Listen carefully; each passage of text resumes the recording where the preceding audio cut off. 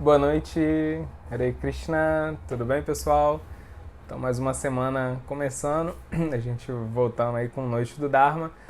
Então, recapitulando, né, assim, brevemente o que a gente viu na semana passada, a gente viu o primeiro capítulo da Bhagavad Gita, quando o rei Dhritarashtra, né, um regente cego, ele pede para o seu secretário Sanjaya, que tinha o dom assim de ver coisas que estavam acontecendo em locais longínquos, para narrar para ele o que estava acontecendo no campo de batalha de Kurukshetra, quando os filhos dele e os sobrinhos deles, os grupos conhecidos como Kurus e Pandavas, se reuniram desejosos de lutar, se reuniram para assim, participar de uma grande guerra, uma guerra assim como a gente nunca vai ver nenhuma outra sendo descrita.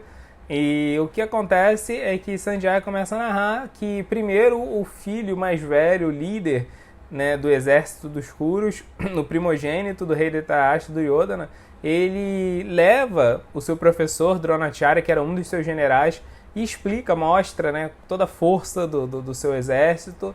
E aí depois a gente vai ver que todos os guerreiros começam a suar seu buzo, indicando que o momento da batalha se aproximava, e nesse momento o guerreiro Arjuna, que era um dos grandes guerreiros do exército oposto, um dos Pandavas, né, um dos grandes heróis ali daquela batalha, ele confessa que ele não estava assim, com intenção de participar daquela luta. Ele entendia que pelo Dharma, pela missão que ele tinha para cumprir no mundo, ele deveria participar por aquela luta. Aquela luta era uma luta assim com uma motivação não só política, era uma luta com uma motivação espiritual por trás dela, né? Mas ainda assim ele não ia conseguir combater seus próprios parentes, seus próprios amigos, seu avô, seu mestre.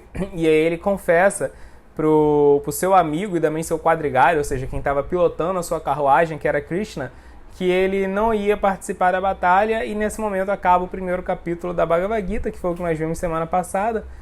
E aí, hoje a gente vai ver, assim, a gente vai dar um overview no capítulo 2 da Bhagavad Gita.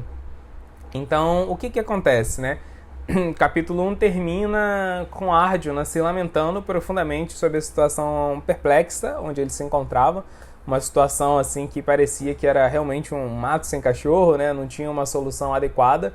Ou ele violava o Dharma, deixava de cumprir a missão dele e participava daquela guerra, que era, além de ser assim, um grande ato de violência, também era uma situação muito delicada para ele, porque ele ia ter que lutar contra parentes e amigos. Ou então ele ia lá e participava, cumpria o Dharma, mas para ele isso não fazia o menor sentido, né? Matar aquelas pessoas que eram tão próximas dele. E aí Krishna começa esse capítulo, depois de ouvir Arjuna falar com ele, Krishna fala: olha, Arjuna, eu não sei o que aconteceu em você, eu não sei de onde vieram, né, essas contaminações na sua consciência. E quando Krishna fala assim com Arjuna, ele está querendo dizer que todos naquela cultura eram treinados para seguir o Dharma, né? O Dharma é a nossa missão nessa vida.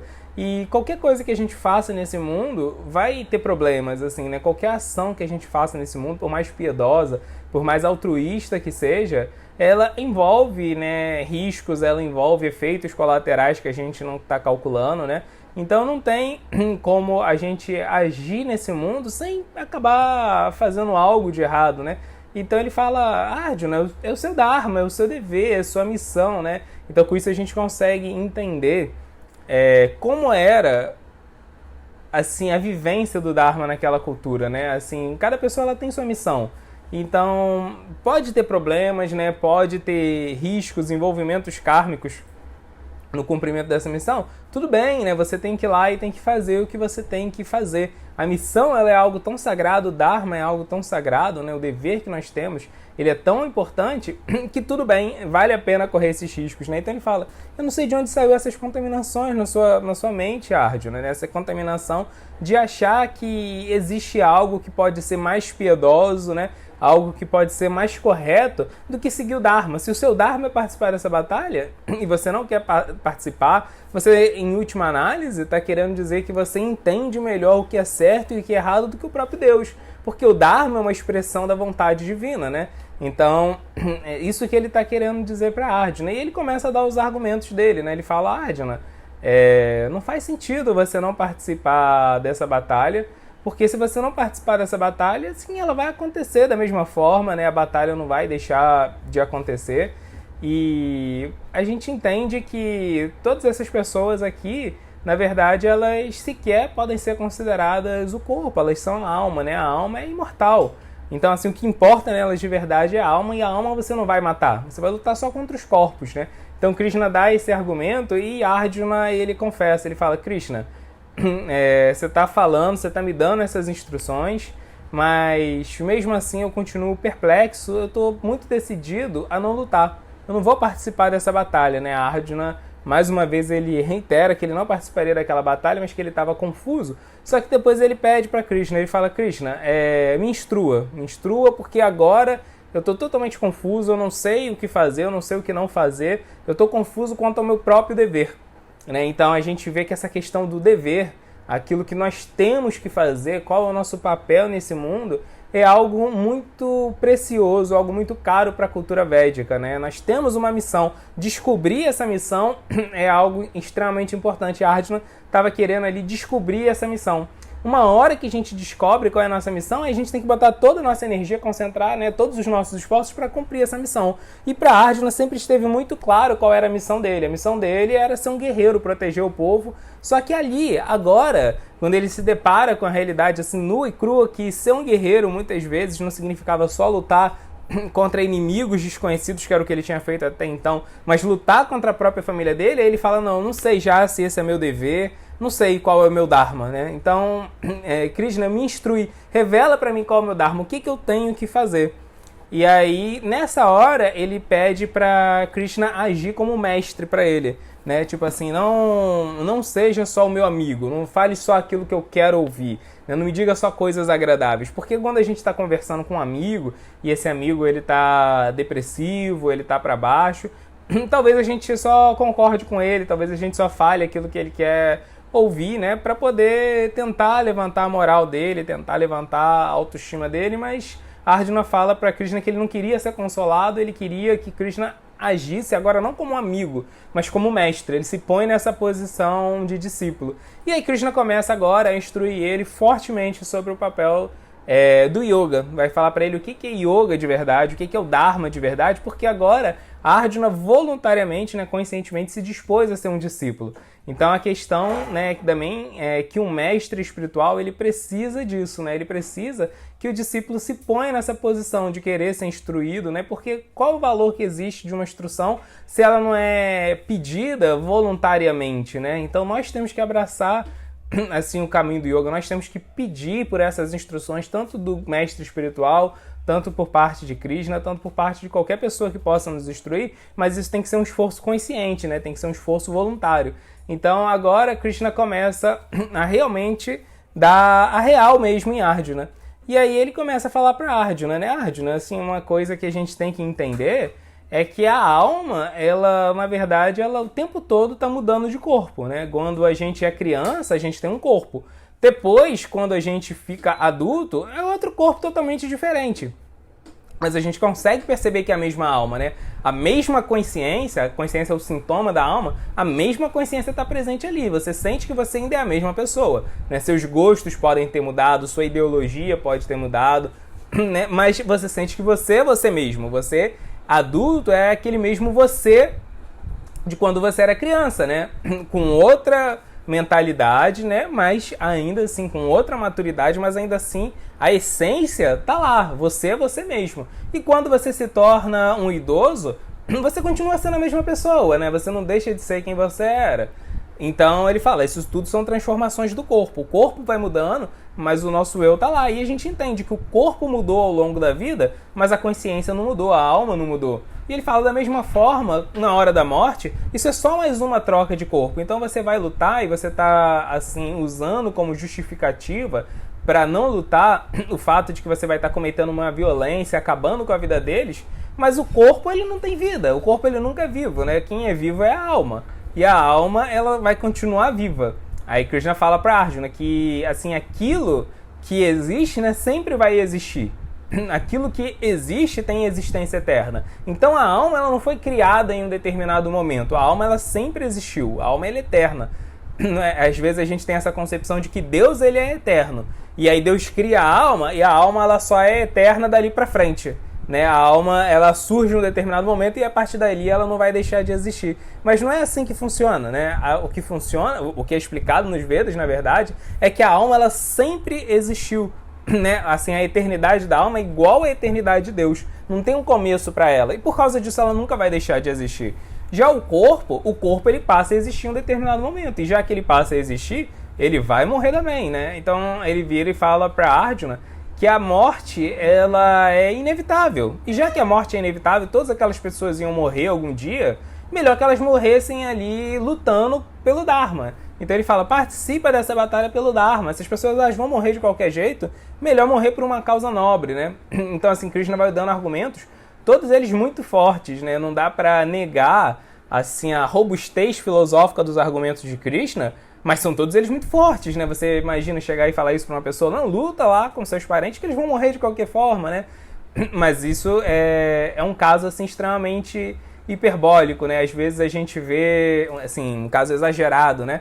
Às vezes a gente vê num desfile de moda, aí tá lá a modelo desfilando e ela tá com uma flor, assim, gigante na lapela, e aí a pessoa que está narrando o desfile de moda, explicando as tendências, fala, olha só, vocês não podem deixar de notar que o detalhe dessa estação vai ser essa flor na lapela. A mulher tem uma flor gigante, assim, não significa que todo mundo vai usar uma flor gigante. Na hora do desfile, né, tem uma hipérbole, tem um exagero, que é pra gente não deixar de reparar no ponto que nós deveríamos reparar. Então a situação de Arjuna realmente é muito delicada, realmente é muito desafiadora, mas ela é uma situação extrema, né, que foi criada por um arranjo do próprio Krishna para ilustrar pra gente a importância do Dharma, né? E assim, a importância, né, do Dharma, ela se sobrepõe à importância de assuntos temporários, né?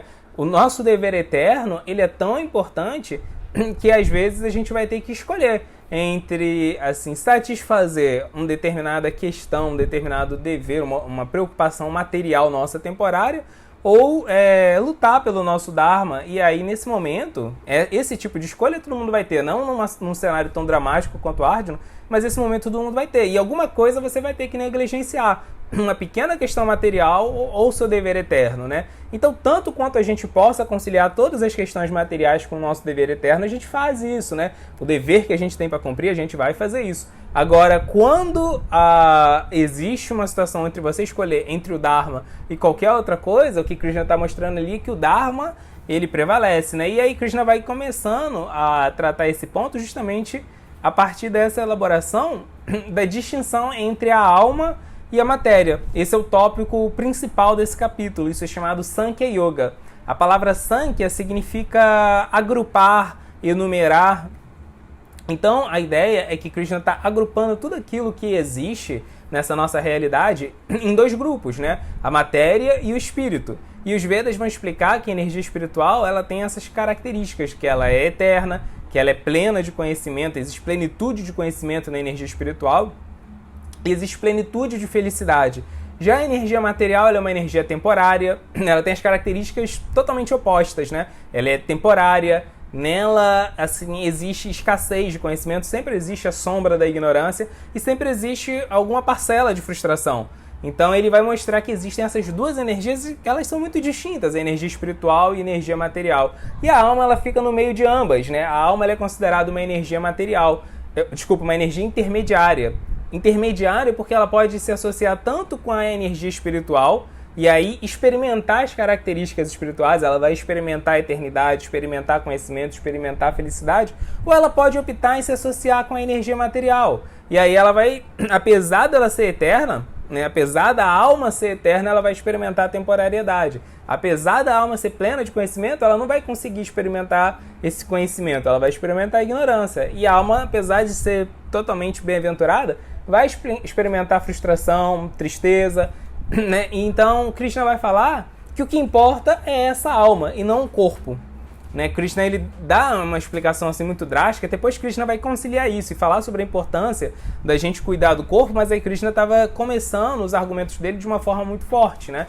Ele estava dando um choque de realidade em Arjuna, então ele fala: Arjuna, você está com medo de lutar na guerra, né? Com medo de fazer mal a alguém, mas a alma ela não pode ser cortada, a alma ela não pode ser molhada, a alma ela não pode ser queimada, a alma ela não pode ser seca pelo vento, né? Você não vai conseguir através de elementos materiais, causar uma perturbação na alma, porque a alma ela está além disso, a alma ela transcende a matéria.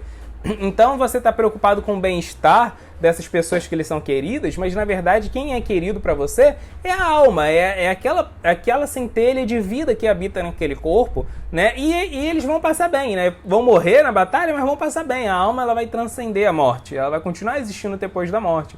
O que vai perecer é o corpo, mas o corpo é matéria, e matéria já é algo morto, matéria é algo que já nem tem vida. O que está animando o corpo, o que está sustentando o corpo, é a alma que está ali.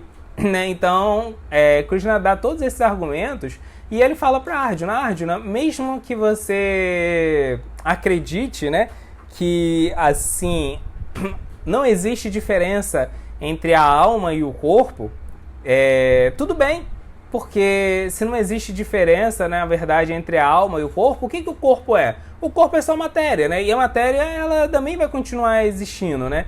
Então ele fala, mesmo assim você não tem por que não lutar. Se você não acha que existe uma alma eterna, se você acha que tudo que existe é só aquele corpo, não tem por que não lutar, porque o corpo é feito de matéria. E a matéria, ela só vai se transformar, ela só vai virar outra coisa, mas ela vai continuar existindo, né? Então Krishna dá até essa cutucada assim a Arjuna, né? Ele fala, mesmo que você não tenha fé no conhecimento espiritual, mesmo que você, né, seja assim um materialista, tudo bem, né? Assim a matéria ela vai continuar existindo. Então ele dá todos esses argumentos para Arjuna não lutar, e ele fala, Arjuna, você tem que lutar, porque se você não lutar, o que vai acontecer é que todos esses generais aí que te respeitam, né, que tem assim você em alta conta, eles não vão pensar que você deixou de lutar porque você era um pacifista, porque você foi altruísta, porque você foi bondoso. Eles vão achar que foi só por medo que você não quis lutar. Eles vão achar que você fugiu dessa batalha temendo a sua morte. Então você vai passar por grande desonra. E para quem teve honra, a desonra é pior do que a morte, né? Arjuna ele era um grande herói. Arjuna tinha participado de muitas batalhas. E agora, ser alguém desonrado, alguém que ninguém respeita, isso para ele ia ser pior do que a morte. Então ele falou assim, se você está com medo de batalhar, é melhor você batalhar e morrer do que você não batalhar e assim, você viver com a desonra. O peso da desonra, esse fardo, né, de ser menosprezado, das pessoas assim, não verem valor nenhum em você, para você isso vai ser pior do que a morte. E além disso, isso ia ser um mau exemplo, né? Arjuna, que era uma grande figura na sociedade, se ele não cumprisse o dharma dele, o que ele ia estar transmitindo para a sociedade? Assim, tudo bem, tem coisas maiores do que o seu dever, né? Tem momentos que você pode optar em não cumprir seu dharma, em não viver sua missão, né? Então, assim, muitas pessoas poderiam ser influenciadas por ele. Então, Krishna fala, vai lá e luta, porque você está cumprindo o seu dharma. Quando alguém luta uma batalha a favor do dharma, o que acontece é que se essa pessoa ela perde a batalha, ela vai direto para os planetas celestiais, né, onde vivem os semideuses, né? Você vai para essa região onde vivem seres altamente elevados porque você morreu lutando a favor do dharma. Você vai viver junto com seres celestiais, com seres divinos, num reino assim incrivelmente próspero, incrivelmente feliz. Isso se você morrer na batalha. Se você ganhar a batalha, você vai conquistar todo esse reino, né? Você ainda vai ter e vai ter sido honrado. Você vai ganhar esse reino e você não vai ter ganhado ele de forma errada. Se vocês participam da batalha e sobrevivem a ela e ganham, conquistam a vitória, vocês vão conquistar todo o reino, né? Então, se a gente lembra assim, o que Arjuna disse antes, Arjuna disse que para ele não fazia sentido ter aquele reino, porque ele fala que se ele conquista o reino, as mãos dele vão estar maculadas pelo sangue de todas as pessoas que ele matou. Então ele fala que aquele reino e nada para ele era a mesma coisa, né? Ele preferia assim que matassem ele numa batalha, mas Krishna agora está falando que assim, a mão dele não vai estar maculada de sangue, porque se ele conquistar o reino foi conquistado através da força do Dharma, né? E o Dharma é sempre puro, então ele fala, não tem medo da impureza, né? E aí Krishna fala para Arjuna que Arjuna ele tem que entender uma coisa, né?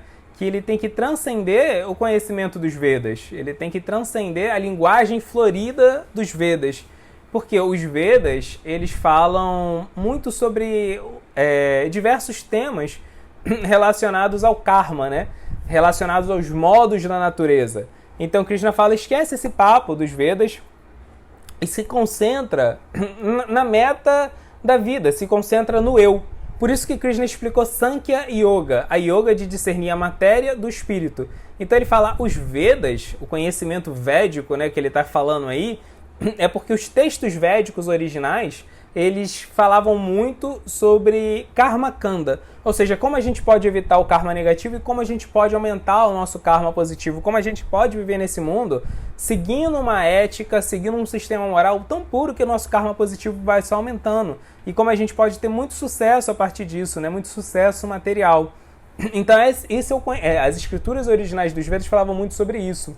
E aí, e falavam também sobre transcendência, mas falavam mais sobre esses temas, né, de como assim a gente ter sucesso religioso, como a gente ter uma vida religiosa para ter benefícios materiais, do que como alcançar a transcendência, né? E aí, dentro desse escopo da Sankhya Yoga, dentro dessa distinção que Krishna fez entre o que é matéria e o que é espírito, a gente entende que os benefícios materiais, eles são todos temporários, mesmo que ganhos através de uma causa religiosa. Então Krishna fala para Arjuna ele focar na meta espiritual, focar no eu. Ele fala, foque no eu, não foque na matéria. Né? Então ele fala, transcenda esse desejo religioso. Né? Assim, você tem que focar realmente em ter sucesso espiritual. E aí Krishna fala que uma pessoa materialista ela tem muitos desejos, porque nenhum desejo dela pode satisfazer ela de verdade. Então ela quer ter uma promoção no emprego, ela quer ter férias, né? Porque do mesmo jeito que ela quer ter promoção no emprego, o emprego é frustrante, tem um monte de gente brigando com ela, um monte de compromisso para ela cumprir lá. Então ela quer ser promovida no emprego, mas ela também quer férias, né? Só que ela quer férias, mas ela quer dinheiro para poder gastar nas férias. Assim, muito desejo que nós temos quando nós projetamos o nosso sucesso na matéria. E isso leva uma vida de muita ansiedade, porque você fica buscando assim, a satisfação de vários desejos. É tanto desejo que a gente não tem onde assim, focar para conseguir esse sucesso todo. E não para de aparecer desejo. E ele fala que um espiritualista é diferente de um materialista. Ele fala que o espiritualista ele tem uma meta só. E por causa disso, a inteligência dele é muito profunda, porque a inteligência dele não se dispersa entre vários desejos. A inteligência dele fica focada só na meta espiritual. E essa meta espiritual, quanto mais ele alcança ela, quanto mais intimidade ele tem com seu próprio eu, né? Com seu próprio Atma, né? Com a sua essência espiritual, mais feliz ele fica, mais assim, pleno, mais satisfeito ele fica. Então Krishna falou, você tem que ser dessa forma, você tem que focar no eu. Para de focar em muitas assim, demandas materiais, buscar o sucesso assim, através de múltiplas fontes materiais. Os Vedas falam sobre como a gente pode alcançar os planetas celestiais, como a gente pode alcançar a felicidade aqui nesse planeta, como a gente pode alcançar riquezas materiais, como a gente pode alcançar a saúde, tantas coisas, porque na verdade nenhuma dessas traz satisfação. Então, as pessoas que estão buscando essas coisas, elas têm que, assim, buscar um monte de coisa mesmo, porque nenhuma delas está trazendo felicidade. Então, ele fala, não seja como essas pessoas, transcenda os Vedas, transcenda a religião. O yoga, o processo que eu vou te ensinar agora é yoga. Yoga, ele é a busca pela transcendência, né? A palavra yoga significa união, conexão. Então, como a gente viu, existe a energia material e existe a energia espiritual. E no meio delas tem a energia intermediária, que é a alma, né? O Atma. Então ele fala, agora a sua alma está conectada aqui, está conectada na energia material. O processo que eu vou te ensinar agora é você parar de ficar buscando satisfação nessa energia material e você se conectar nessa outra energia aqui, energia espiritual. Então isso é yoga. Yoga é o processo de você fazer conexão com essa energia superior, né? Então você está muito preocupado com o sucesso material, o sucesso de preservar a vida, né, dos seus parentes, mas a vida uma hora ela acaba. Você está muito preocupado assim, em ser piedoso, que as pessoas vejam você como alguém piedoso, mas as pessoas sempre vai ter alguém criticando você nesse mundo. Você nunca vai ser querido por todo mundo, né? Então você está buscando muitos sucessos materiais, você está querendo a paz na Terra. Isso é uma coisa muito nobre, mas sempre vai ter problemas nesse mundo. Então é melhor você focar no Dharma, porque o Dharma vai trazer benefícios assim sólidos, benefícios eternos, não só para você, mas para todos, né?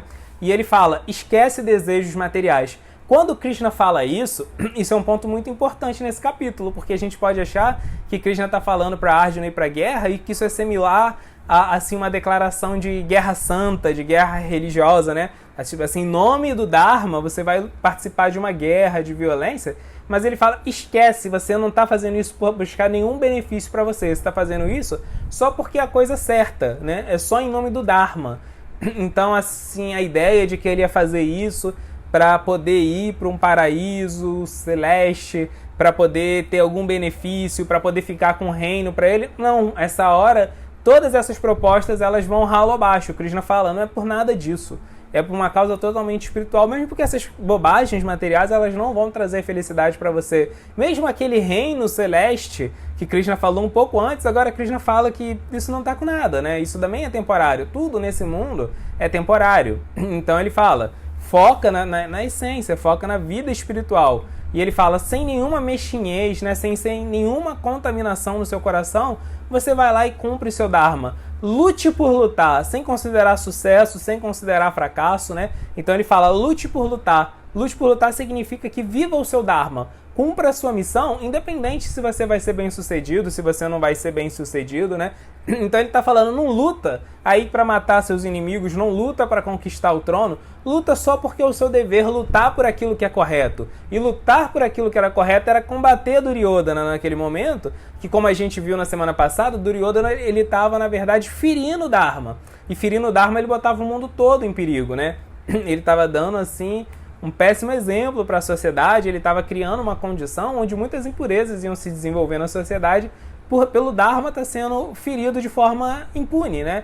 Então ele fala, vai lá e luta pelo que é certo, só luta. Se você ganhar, ganhou. Se você perdeu, perdeu. Assim, o sucesso e o fracasso, de acordo com o parâmetro espiritual, não está relacionado a nenhum critério desse mundo, né? Assim, quando a gente analisa superficialmente, materialmente, a situação de uma pessoa, a gente acha que ela foi bem sucedida quando ela cumpriu os objetivos dela e mal sucedida quando ela deixou de cumprir. Mas ele está falando, nosso único objetivo aqui é tentar cumprir o nosso Dharma. Se o Dharma é lutar, se você lutou, você já foi bem sucedido, independente do sucesso ou do fracasso, né? E se você deixa de lutar, você já é um fracassado. Então ele está falando, se você não participar dessa batalha, aí sim você vai ser um fracassado. Aí sim você está renegando o seu Dharma, né? Então ele fala, uma pessoa que ela é verdadeiramente assim espiritualista, ela foca no eu, ela foca na alma e por causa disso ela foca no Dharma. Porque a alma ela está sincronizada com essa lei, né? Essa lei espiritual do Dharma. Então ele fala, se você quer ser bondoso, seja um espiritualista, né? Se você quer ajudar essas pessoas, seja um espiritualista, porque isso tudo era preocupação de Arjuna, dele ser bondoso, dele ajudar, né? Dele ajudar a sociedade, não dar um mau exemplo para a sociedade, e estava preocupado com o bem-estar daquelas pessoas que estavam no outro exército. Ele falou, tudo isso, Krishna resume, tudo isso é algo muito digno. Se você tem todas essas preocupações, elas vão ser supridas melhor se você for um espiritualista de verdade. Né? Krishna fala que todos os propósitos cumpridos por um poço pequeno, eles podem ser cumpridos por um grande reservatório de água. Então ele fala, se você quer ser bondoso, filantrópico, né, honesto, pacífico, sendo um materialista, você até pode, mas sendo um espiritualista, você vai fazer essas coisas em muito maior proporção e ainda vai conseguir fazer outras coisas. Né? Então ele falou, se você quer ser bem-sucedido e se você quer o bem do mundo, seja espiritualista. Né? E o espiritualista ele foca no eu, ele foca na alma. Né? Então essa é a culminação dos ensinamentos desse capítulo, que focam em Sankhya Yoga. Né? Sankhya Yoga é distinguir entre a matéria e o espírito para a gente poder discernir na hora de agir de forma prática desse mundo. Né? Não é só um discernimento assim, teórico. Tem duas disciplinas dentro do Yoga que lidam diretamente com o conhecimento, que é Sankhya e Jnana. Né? Jnana Yoga e Yoga do conhecimento. Qual é a diferença entre Sankhya Yoga e Jnana Yoga? Sankhya Yoga é yoga da gente entender assim as diferentes partes que compõem a realidade. A matéria, a energia espiritual, a alma, Deus, são diversos componentes. Então a gente estuda eles separadamente. Isso é Sankhya, entender separadamente o que é matéria, o que é a alma, o que é energia espiritual, o que é Deus.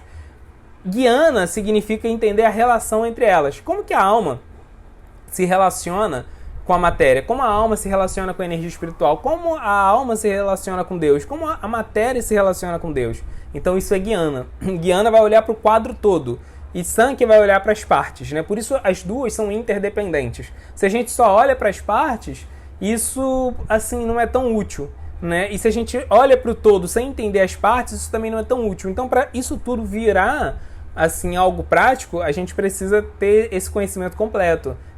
como o Prabhupada enfatiza na explicação dele, nos comentários dele desse capítulo, a gente precisa ter Buddhi Yoga. Buddhi Yoga é essa yoga, assim, dessa inteligência iluminada, né? Essa yoga da gente ir lá e agir de forma espiritual no nosso cotidiano, agir de forma espiritual em questões práticas da vida, igual Arjuna estava ali diante da batalha. Então, para isso, a gente precisa tanto dessa Sankhya Yoga, entender as partes que compõem a realidade, quanto dessa Jnana, entender o todo, né? E aí, Krishna fala isso, né? Foca na meta espiritual. E aí, nesse momento, quando ele fala isso, que um yogi, um espiritualista, um transcendente de verdade, uma pessoa transcendental de verdade, ela foca nas metas espirituais, Arjuna, ele quer ainda melhor quem é essa pessoa, né? Então, Arjuna, ele pergunta para Krishna sintomas práticos dessa pessoa, como ela fala, né? Como ela anda, como ela caminha, como ela se senta. Ele pergunta coisas desse tipo. Então ele pergunta por coisas muito práticas, mas Krishna responde de uma forma mais prática ainda, né? Ele não dá detalhes assim do comportamento dessa pessoa, porque não existe um comportamento estereotipado que identifique quem é um espiritualista de verdade. Krishna fala que a principal marca, o principal sintoma de um espiritualista de verdade é que ele não se deixa enredar pela trama de desejos materiais. Ou seja, a mente está o tempo todo gerando desejos e desejos e desejos novos, ele não se enreda com nada disso porque ele está sentindo muita felicidade dentro de si mesmo. Ele está experimentando felicidade espiritual dentro dele. Ou seja, ele é introspectivo, ele parou de projetar a felicidade, o sucesso dele nas coisas desse mundo, que são todas temporárias, né? São todas insuficientes, porque a matéria é muito limitada, e ele passa a buscar a felicidade dentro dele mesmo, porque dentro dele, né, ele tem uma alma que é plena de conhecimento, plena de felicidade. Puxa, para que ele vai buscar a felicidade fora se a felicidade já está ali dentro, né? Então essa é a resposta que Krishna dá, e Krishna explica que, assim, como que os desejos materiais eles são formados. Krishna fala que quando a gente interage com esse mundo, inevitavelmente desejos vão aparecer. Os sentidos, ao lidarem com a matéria, vão criar desejos. Se você passa diante de um lugar que tem uma comida que você gosta muito, você vai criar o desejo de desfrutar daquela comida. Se você passa diante de um local que tem uma comida que assim, você tem aversão a ela, você vai ficar com repulsa, você vai criar o desejo de afastar aquilo de você. Mas algum desejo você vai ter, nem que seja o desejo de atrair aquilo para você ou de afastar aquilo de você, mas algum desejo você vai ter. E ele fala, a gente vai acumulando desejos ao se relacionar com a matéria, e uma hora a gente vai criar um fardo tão grande de desejos que a gente vai ficar frustrado. Então a gente vai começar a acumular frustração, uma hora a gente vai estar tão frustrado que a gente vai ficar irado. Irado é quando a gente assim, não suporta mais carregar a nossa frustração e a gente projeta ela em outra pessoa. A gente tenta encontrar um alvo, um culpado pela nossa frustração. Nesse momento que a gente tenta encontrar um culpado pela nossa frustração, o que vai acontecer é que a nossa memória vai ficar confusa. A gente já não vai lembrar mais quem é amigo, quem é inimigo, quem ajudou, quem não ajudou a gente no passado. Quando a gente está irado, a gente não pensa de forma correta, a nossa mente se confunde, né? A nossa memória se confunde, a nossa inteligência se confunde. Krishna vai falar tudo isso. E ele fala, quando tudo isso acontecer, você vai cair de vez no poço escuro da ignorância. Ou seja, é por ignorância que nós criamos desejos materiais. E quando a gente acaba sucumbindo a esses desejos, a gente aprofunda ainda mais esse estado de ignorância. Então Krishna fala, olha, cuidado com esses desejos materiais. Você tem que ter desejos, mas tem que ter desejos espirituais, né? E aí, Krishna fala, não é nem só por estar afastado de um objeto, dos sentidos, um objeto que dá prazer materialmente falando, que você vai perder a atração por aquilo, né? Porque é isso, né? Quando você está longe de uma coisa que você gosta, você não deixa de gostar daquilo. O máximo que pode acontecer é você ficar com saudade. Na saudade, assim, só reforça o gosto, né? Só reforça a vontade de ter aquilo. Então ele fala que, na verdade, não é o distanciamento de algo material que faz com que você perca o desejo material. O que faz com que a gente perca o desejo material, Krishna vai falar, que é a substituição do desejo material por um desejo espiritual, que ele vai chamar de parandrishta. Parandrishta significa uma experiência, né? Assim, superior, um gosto superior. Você vai provar algo que vai te dar mais prazer, mais felicidade do que as experiências anteriores que você teve. Então Krishna fala, não é assim abandonando o contato com a matéria que a gente vai fazer esse processo de yoga, né? Krishna agora está falando de forma muito prática da yoga, como romper a conexão com a matéria e promover a conexão com o espírito. Então Krishna vai falar, não é através da alienação da matéria, se isolando da matéria, tendo aversão pela matéria, que isso vai acontecer. Isso vai acontecer quando você for experimentando a energia espiritual. À medida que você for fazendo isso, seus gostos materiais, eles automaticamente vão ser ressignificados, né? Então você não tem que fugir da matéria e você não tem que fugir das suas responsabilidades materiais. No caso de Arjuna, ele queria fugir de tudo isso, fugir da batalha. Ele fala, você tem que fazer tudo aquilo que você tem que fazer nesse mundo, mas você tem que fazer isso com a mentalidade de yoga. Você tem que ver o propósito espiritual por trás de tudo isso, que à medida que você fizer isso, os seus gostos, né, assim, espirituais, eles vão começar a ser aguçados e a felicidade que isso vai trazer automaticamente vai purificar você, né? E aí Krishna fala para Arjuna que, assim, um espiritualista, um transcendentalista, como que ele age, né? Ele vai falar que ele age como uma tartaruga. Ele lida com a matéria quando é necessário. Quando não é necessário, ele se retrai para dentro dele mesmo. Ele vai meditar, ele vai estudar, né? Ele vai fazer alguma atividade assim espiritual, ele vai ficar introspectivo. Porque a tartaruga ela é assim, né? Ela tem os membrinhos dela que ficam para fora do casco. Então ela vai e anda, ela vai lá e come. Sempre que ela tem algo para fazer, ela vai lá e faz, né? Mas quando tem algum predador por perto, ela se recolhe para dentro do seu casco. Então, Krishna fala que um transcendentalista também age assim. Ele lida com a matéria, ele não foge das responsabilidades materiais, mas quando tem o perigo dele se iludir, né? Quando tem o perigo dele ficar confuso, ele se recolhe dentro de si mesmo, né? Ele não vai correr o risco de lidar com a matéria e, assim, ter a sua consciência corrompida, né? Então, Krishna também fala que um transcendentalista, um espiritualista, ele é como o oceano, né? Diversos corpos d'água desembocam no oceano e o oceano não transborda. Então, um transcendentalista ele tem vários desejos materiais. O desejo de não lutar que a Arjuna estava tendo naquele momento, né?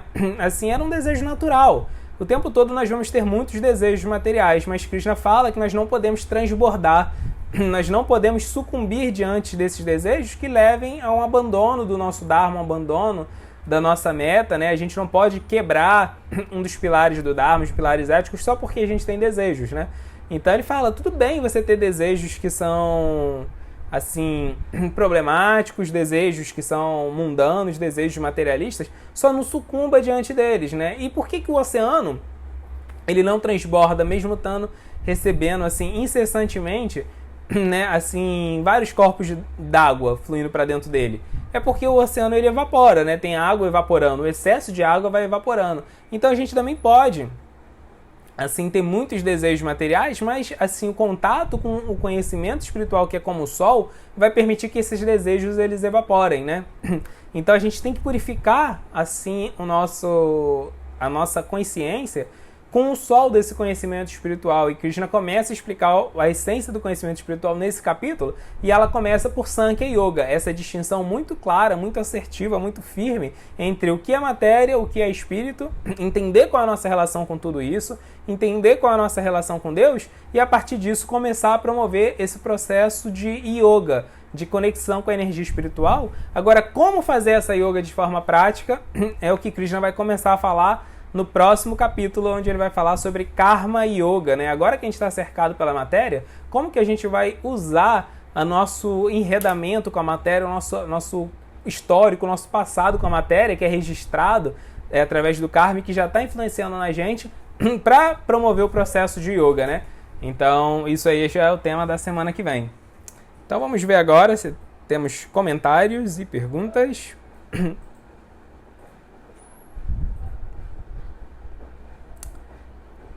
Então vamos lá, pessoal. Boa noite. Lenice falou assim: fico sempre pensando por que este argumento de Krishna pode ser usado de forma deturpada. Se uma pessoa pensar que não há problema em tirar a vida do corpo, porque o que importa é a alma, isso não é perigoso? É perigoso, com certeza. Isso é muito fácil de ser mal usado, né? É muito fácil de ser mal interpretado. Damodara falou aqui terrorismo, né?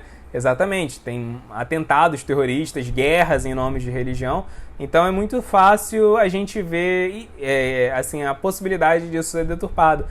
Agora, o que é incrível é que a gente vai ver muitos mais atos assim, de terrorismos religiosos, de guerras religiosas, vindo de outras tradições que não tem esse conceito, né, da distinção entre a alma e o corpo, né? A gente vai ver muitas tradições que falam que, na verdade, né, quando, assim, que a alma e o corpo, eles são sempre unidos, né? Estão sempre, não dá para separar um do outro, né? O corpo, sem a alma, ele é só um corpo morto, e a alma sem o corpo, ele também não pode fazer nada, né? Então, tem muitas filosofias, assim, espirituais que falam isso, né? Que, assim, só tem valor quando a alma e o corpo estão juntos. Pior que a gente vê que a maior parte, assim, dos atentados e dos atentados terroristas, guerras religiosas, vieram dessas filosofias e não da Bhagavad Gita. Mas sim, isso pode ser mal usado, e Krishna vai falar, né, que isso é em nome do Dharma. Então, em nome do Dharma, a gente entende que o Dharma, ele tem pilares. Um dos pilares do Dharma é a Ahimsa é não violência, né? Então, a não violência, ela não pode ser quebrada. Só que dentro da não violência, dentro do Ahimsa, tem o Atihimsa. A Atihimsa é a mínima violência necessária, né? Então, nesse caso, a gente sabe que Arjuna tinha que lutar essa batalha em nome do Dharma, porque uma violência muito maior estava já acontecendo, né? Com o Dharma sendo ferido. Então, assim, se é o seu Dharma lutar para proteger alguém e para proteger, né, inocentes, foi inevitável tirar a vida de quem está prejudicando aqueles inocentes, tipo um policial vai tentar prender um criminoso, né? Então, assim, uma coisa é poupar a vida, né? Obviamente a gente tem que sempre tentar preservar a vida. Mas se naquele caso, aquele policial que o Dharma dele é proteger a população, ali ele tem que fazer uma escolha. Não tem uma segunda possibilidade, né? Ou ele tira a vida do criminoso, ou o criminoso tira a vida de um inocente. Então, naquela ocasião, ele tem que tirar a vida do criminoso, né? Assim, a gente entende que o corpo é temporário e o Dharma é mais importante. Ali foi a mínima violência necessária, né? Ou então, por exemplo, a gente mora num lugar que tem muitos bichos venenosos, a gente tem crianças em casa, esses bichos, aranhas venenosos, escorpiões, eles podem matar uma criança dessas. Então, o que você faz? Você vai lá e mata, né, esses animais venenosos, porque em nome do Dharma, que você tem que preservar a sua família, tem que preservar aquelas crianças. Então, os Vedas, eles sancionam a mínima violência necessária, né? Mas não é qualquer violência. Então, isso pode ser mal usado, por isso que a gente tem que explicar o contexto completo, tem que explicar quais são os pilares do Dharma. Se a gente viu aqui, a guerra ela foi tão assim postergada quanto foi possível, né? Os Pandavas não queriam participar dessa batalha, eles tentaram vários arranjos diplomáticos para não levar aquilo para uma situação de guerra, e quando foi inevitável, aí Arjuna foi lutar, e mesmo assim preocupado, né? Então, é isso. Fechando esse raciocínio, sim, isso pode acontecer, essa interpretação errônea, por isso a gente tem que explicar o conceito completo de Dharma. A Ju perguntou assim, boa noite, Ju. Existe diferença entre alma e espírito? Então, Uma pessoa também perguntou aqui, mesma coisa. Então, dentro da nomenclatura que é dada em religiões ocidentais, a ideia é que a alma é a parte, assim, transcendente à matéria, né? E a matéria é a matéria. E aí, quando você junta a matéria, né? Quando junta o corpo material com a alma, aí você tem o espírito, né? E o espírito, ele é mais importante. O importante é essa fusão.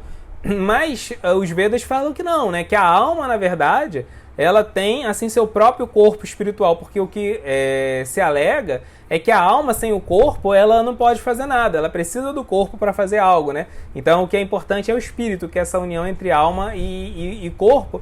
Mas os Vedas falam que, na verdade, o corpo material ele é temporário. A gente usa vários corpos em várias vidas diferentes, de acordo com o nosso karma. E a alma, ela tem o que é chamado de Swarupa. Swarupa é seu próprio corpo espiritual, né? Então, a alma ela não precisa do corpo, ela está usando o corpo agora porque ela está enredada pela matéria, ela está iludida, ela perdeu o contato com a energia espiritual. Então, dentro do contexto dos Vedas, a interpretação, a diferença entre alma e espírito, como a gente vê em filosofias assim, espirituais ocidentais, em religiões abrahâmicas, não existe.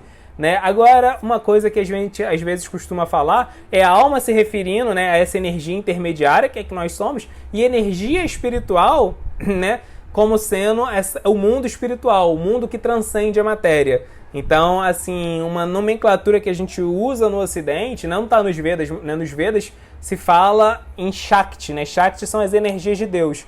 Então, fala que tem, né, assim, a Bahiranga Shakti, que é a energia material, a Antaranga Shakti, que é a energia espiritual, e a Tatastha Shakti, que é a energia intermediária, que é a alma, né? Então os Vedas falam disso, falam de Antaranga Shakti, energia espiritual, energia superior, na verdade, se a gente for traduzir literalmente energia superior, e Tatastha Shakti, energia intermediária, né? Então a alma, ela pode se conectar com a matéria ou pode se conectar com a energia espiritual, né? Então, assim, essa é a diferença da nomenclatura que a gente usa. Mas não é diferente da nomenclatura para alma e para espírito que é usado no cristianismo, no espiritismo. A Laísa comentou que tem um corpo sutil. Tem o corpo sutil. O corpo sutil ele também é um corpo material, mas ele não é feito de elementos tangíveis, grosseiros, né, como esse nosso corpo biológico. O que é o corpo sutil? O corpo sutil ele é feito, né, da nossa mente, que é a nossa assim, central emocional, todos os nossos desejos, pensamentos, sentimentos, eles vêm da mente. Tem a nossa inteligência, que permite a gente fazer discernimentos, né? Escolher o que é melhor, o que é pior pra gente. E tem o nosso falso ego. O falso ego, ele faz com que a alma, apesar de ser eterna, se conforme a condições temporárias, né? Agora eu sou um estudante, agora eu estou empregado, agora eu estou aposentado, agora eu sou negro, sou branco, sou homem, sou mulher, sou brasileiro, sou indiano. Tudo isso são designações materiais. Quando a alma que é eterna se conforma, né, com uma dessas designações materiais que são temporárias, isso é o falso ego que vai estar fazendo isso, né? Então eles são materiais, são coberturas, são corpos materiais, mas são feitos de uma matéria muito mais sutil do que essa matéria que forma o nosso corpo biológico. A Luísa comentou assim, pior que a desonra é não combater o mal. Arjuna estava lutando pela justiça. Então, esse era o ponto, né? E o Arjuna, se ele participasse daquela batalha, ele ia estar lutando por aquilo que era correto, né? E assim, o Dharma com certeza é maior do que honra e desonra, né? Krishna usa esse argumento aqui agora no capítulo 2, mas no capítulo 12, lá pra frente, ele vai falar que honra e desonra não importa para quem está seguindo o Dharma. A pessoa que está seguindo o Dharma, ela faz o que precisa ser feito, né? Independente se ela vai ser honrada ou não na sociedade. Só que aqui, Krishna ele ainda está usando argumentos ainda materiais, né? Assim como tentar ferir o ego do Arjuna, tentar mexer assim nos brios de Arjuna, porque ele estava tentando qualquer coisa para Arjuna não desistir do seu Dharma, né? A gente vai vendo que ao longo da Bhagavad Gita, Krishna ele vai revisitar alguns desses argumentos e vai complementá-los, né? Então você tem razão aqui, né? Existe algo superior do que a desonra, né? Não, né? Que é combater o mal. E Krishna vai voltar nesse ponto no capítulo 12 e vai falar exatamente isso que você falou agora. Mas muito bem colocado. A Lenice perguntou assim, então o yoga transcende os Vedas?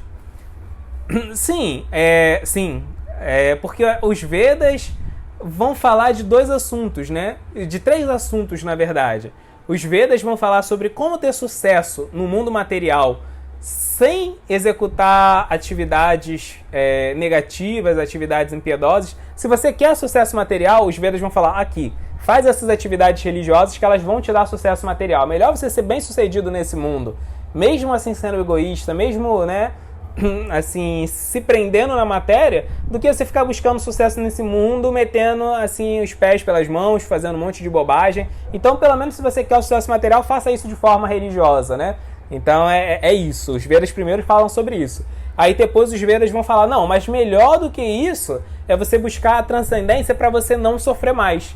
Ou seja, aí já é uma coisa já espiritual, mas é uma coisa espiritual egoísta. Você está buscando transcender a matéria porque você não quer sofrer mais, porque você não quer ter mais karma, mas aí os Vedas vão falar, isso é melhor. E aí depois os Vedas vão falar, mas transcendência de verdade significa servir, né? Aí é o Dharma. Servir significa você abrir mão dos seus interesses pessoais em nome de uma causa maior, em nome de Deus e em nome das outras almas, né? E aí o yoga, ele vai passar por todos esses níveis, né? Mas o yoga, ele vai tentar levar você para a meta última dos Vedas. Então os Vedas têm uma parte que são materiais e tem uma parte que são transcendental. E a ideia do yoga é levar a gente para a transcendência. Então, assim, o yoga, ele é superior a essa parte material dos Vedas, né? Mas o yoga, ele faz parte da porção espiritual dos Vedas, né? O yoga está dentro dos Vedas. Mas sim, se a gente comparar o yoga com a outra porção dos Vedas, a porção material, ele é superior. A gente tem que entender que os Vedas, eles compõem tudo isso. Quando Krishna critica os Vedas, porque ele critica os Vedas 2 vezes, ele está criticando só a parte religiosa dos Vedas, não a parte espiritual dos Vedas. A Linice comentou assim: fugir não ajuda, é preciso ressignificar os desejos. Exatamente. A Flávia, boa noite, Flávia. A Flávia perguntou assim: me tire uma dúvida, por favor. A definição de Viveka é parecida com a definição de Sankhya? É parecidíssima, são sinônimos, né? Viveka e Sankhya estão ligados a esse discernimento, né? Só que Viveka, a palavra Viveka, ela é mais genérico, né? Ela é discernimento, mas a gente usa Viveka quando a gente está falando sobre como cultivar discernimento. Sankhya é especificamente o discernimento de entender a diferença do que é matéria, o que é espírito, quem é Deus e quem é alma, né? Entender esses pontos que são chamados tátuas. Tátuas são os componentes que formam a realidade, né? Então, assim, o Viveka é discernir o que é agir de forma correta, o que é agir de forma errada, né? Assim, e o Viveka está mais ligado, a palavra Viveka em sânscrito está mais ligado a isso, né? Qual é o comportamento apropriado para um transcendentalista, qual o comportamento que não é apropriado, né? Então, Viveka está mais ligado, né? Assim, é discernimento nesse sentido, o que é certo e o que é errado. E Sankhya é mais do que isso nesse sentido, né? É o que é a matéria, o que é o espírito, o que é a alma, o que é Deus, né? Ele é um passo além, filosoficamente falando, né? Mas os dois significam discernimento mesmo. A Luísa perguntou assim: Krishna fala que a yoga tinha se perdido, certo? Quando ela precisava ser restaurada. Como a yoga foi perdida? A yoga foi perdida como ela está sendo perdida também nos nossos tempos. A gente vê que pessoas ensinam ela, assim, ensinam até os meios do yoga, os mecanismos do yoga, mas tiram a meta do yoga, né? Tiram a essência do yoga, tiram o propósito. Então o yoga fala sobre conhecimento. Quando você começa a adquirir esse conhecimento, mas o conhecimento vira um propósito em si, não vira, né, assim, um meio, uma ferramenta e vira meta, então o propósito do yoga se perdeu, porque yoga significa fazer essa conexão com Deus, né? Então quando a gente começa a usar as ferramentas do yoga, mas esquece a meta do yoga, que é Deus, o propósito se perdeu e o processo inteiro do yoga se perdeu. Então o que Krishna veio fazer, na verdade, mais do que trazer as ferramentas do yoga, era lembrar qual é a meta do yoga, né? Então isso que acaba se perdendo, qual é a meta. Então a gente vê isso acontecendo assim diante dos nossos olhos, né? A gente vê mesmo na Índia, por exemplo, que é a terra do yoga, lá tem muitas pessoas, né, que praticam todos os rituais védicos, praticam yoga, mas esquecem Deus, tiram Deus da jogada, né? Ou quando botam Deus, Deus é só, assim, mais uma máquina para satisfazer os nossos desejos. A gente deposita lá na nossa oração e retira o nosso desejo, né? Então essa pureza de Bhakti, de querer criar uma relação de reciprocidade com Deus, servir a Deus, servir o mundo, essa essência, né, altruísta, assim, essa essência de querer servir, pode acabar se perdendo. É natural que se perca, porque nesse mundo, mesmo os sábios, eles não estão isentos de se contaminarem pelos desejos egoístas. Todos nós aqui já temos os desejos egoístas plantados dentro da gente, como o Krishna explica no final do capítulo 13. Então ele fala, mesmo sem querer cair, a gente acaba caindo nesse mundo, né? A gente acaba errando. Então, assim, pequenas corrupções levam a corrupções maiores, e quando vai ver, assim, isso já se tornou uma corrupção muito grande, né? Então nunca deixa de ter alguns sábios, assim, né, que continuam preservando a essência do yoga, né? Não é que assim acabou de vez e ninguém lembrava mais qual era a meta do yoga, mas quando tem mais gente que esqueceu a meta, né, do que gente que lembra qual é a meta, aí Krishna considera que esse conhecimento foi perdido e que ele precisa vir como um avatar para restaurar isso, né? Então, assim, perdeu não significa que já não tinha mais ninguém que era um transcendentalista de verdade, ninguém que mais seguia yoga com pureza, mas que a maior parte não fazia isso. A Lakshmi Priya perguntou assim: pode repetir a linha de raciocínio depois que Krishna explica Sankhya? Como se faz o link com a felicidade? Krishna, ele fala no capítulo 2, né, quando ele explica Sankhya, ele fala para Arjuna lutar por lutar, né? Ele fala que Arjuna, depois de ele explicar a diferença entre matéria e espírito, ele fala para lute por lutar, né? Sem se preocupar com sucesso ou vitória. E aí depois disso ele vai falar dos Vedas. Os Vedas estão falando do sucesso material, mas não se preocupa com isso, se preocupa com o sucesso espiritual. paz nesse mundo, sucesso nesse mundo, essas coisas são todas temporárias, elas acabam. Krishna também fala, né, que a felicidade e a tristeza nesse mundo, elas aparecem igual às estações do ano, inverno e verão, elas vêm e elas vão, elas surgem e acabam, né? Então ele fala, não se preocupa com nada disso, porque um transcendentalista de verdade, ele transcende os Vedas, ele busca a verdadeira meta espiritual, né? E ele sente prazer dentro de si mesmo. Aí ele fala esse ponto da felicidade. Ele fala que um espiritualista ele tem assim uma inteligência unidirecional porque ele está buscando a verdadeira felicidade que existe dentro dele. E a Ju perguntou assim, quando e como surgiram os Vedas? Os Vedas é dito que assim, o conhecimento védico ele é recebido pelo semideus que cria o universo, Brahma. Ele recebe esse conhecimento diretamente de Krishna e aí ele começa a transmitir para as diversas espécies que existem em diversos planetas de muitas formas distintas, né? Então, assim como os Vedas surgem no planeta Terra, né? É muito tempo atrás, né? Eles surgem através... quem recebe o conhecimento védico primeiro no nosso planeta foi um rei chamado Manu. Então ele recebe esse conhecimento diretamente desse semideus Brahma e ele vai passando esse conhecimento para a humanidade. Inclusive a palavra para humanidade em inglês é Menkin, que vem da palavra mano, né? A palavra man, né? Homem, humanidade em inglês vem da palavra mano.